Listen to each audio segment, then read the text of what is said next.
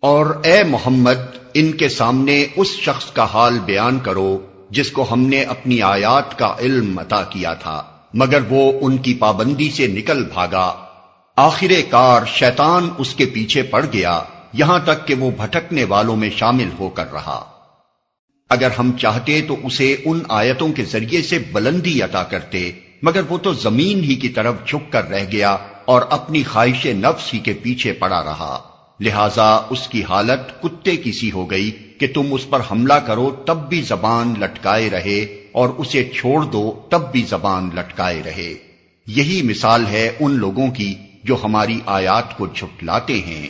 تم یہ حکایات ان کو سناتے رہو شاید کہ یہ کچھ غور و فکر کریں۔